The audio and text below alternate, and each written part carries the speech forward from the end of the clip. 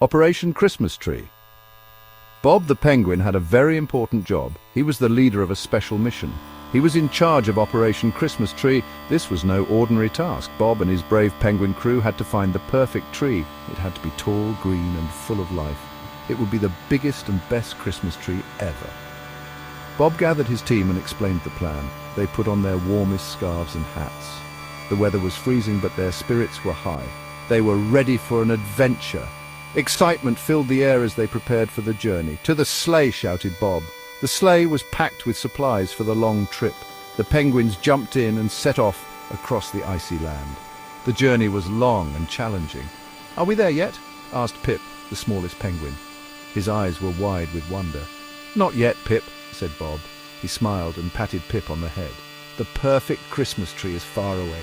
We must travel beyond the glaciers. It lives in the evergreen forest beyond the glaciers. There, we will find our tree and bring it home." Iceberg Alley, a place of immense beauty and danger. The penguins journeyed for days, braving the harsh icy winds and the treacherous terrain. They slid on their bellies, using the smooth ice to their advantage, gliding swiftly across the frozen expanse. To keep their spirits high, they sang penguin songs, their voices echoing through the icy wilderness. Soon they arrived at Iceberg Alley, a labyrinth of towering ice structures that seemed to touch the sky. It was a very dangerous place. Giant icebergs surrounded them, casting long, cold shadows. "Look out!" cried Flip as a huge chunk of ice broke off and splashed into the water, sending waves crashing around them. Bob steered the sleigh carefully between the icebergs, his eyes focused and his grip steady. The penguins held on tight, their hearts pounding with every twist and turn. After a very bumpy ride, they made it through Iceberg Alley, their relief palpable. "That was close," said Pip, wiping his brow, his breath visible in the cold air. "Onwards to the evergreen forest!" shouted Bob, his voice filled with determination and hope. The blizzard. But their troubles weren't over yet. A blizzard rolled in. The sky darkened and the temperature dropped rapidly. The wind howled and the snow fell thick and fast. It was as if the world had turned into a swirling white vortex. The penguins could hardly see. The visibility was almost zero, making it difficult to navigate. "Hold on!" cried Bob as the sleigh skidded across the ice. The sleigh wobbled and shook, threatening to tip over. They huddled together to stay warm. The cold was biting, and they needed each other's warmth to survive. The blizzard raged on for hours. The relentless storm showed no signs of stopping.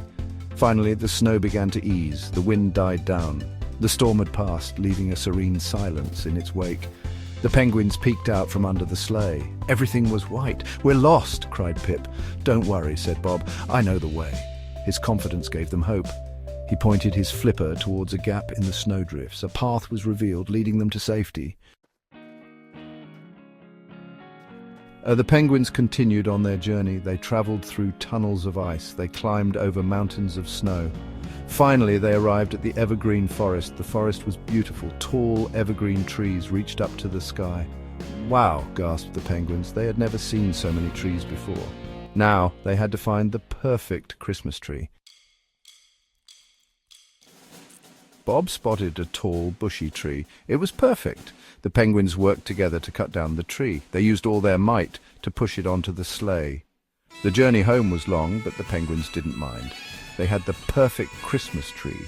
They decorated it with shiny shells and sparkly ice crystals. When they returned, everyone cheered. They had the biggest and best tree ever.